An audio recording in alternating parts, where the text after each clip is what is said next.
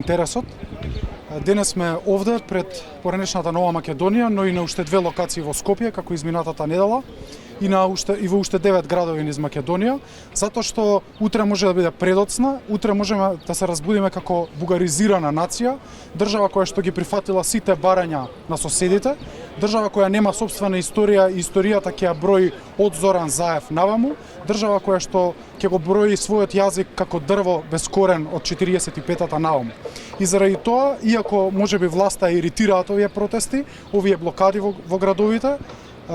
уште повеќе иритира ако Македонија прифати бугарската декларација безпоговорно, без рбет и не одговори со своји собствени одбрана на своите собствени национални интереси, и ако дозволиме Заев подмаса да ги дискутира, да ги преговара нашата историја, нашиот јазик и нашиот идентитет, најверојатно ќе се разбудиме како граѓани кои што не си ја заслужуваат Македонија и кои што во најтешките времиња им било тешко да се спротистават на распродавањето, раскрчмувањето на македонскиот јазик и идентитет.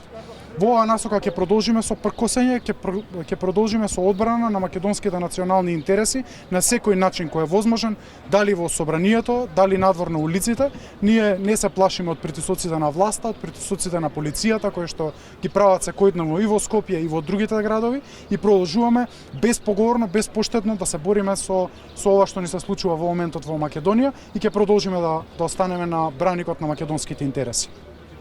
Дали веќе што утре петок, први ни беа најавени до петок протестите, па после и веќе продолжат?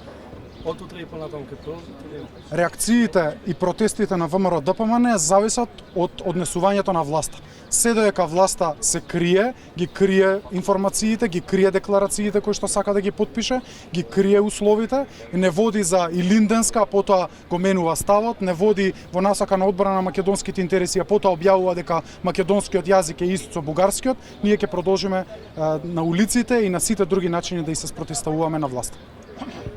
Ви благодарам.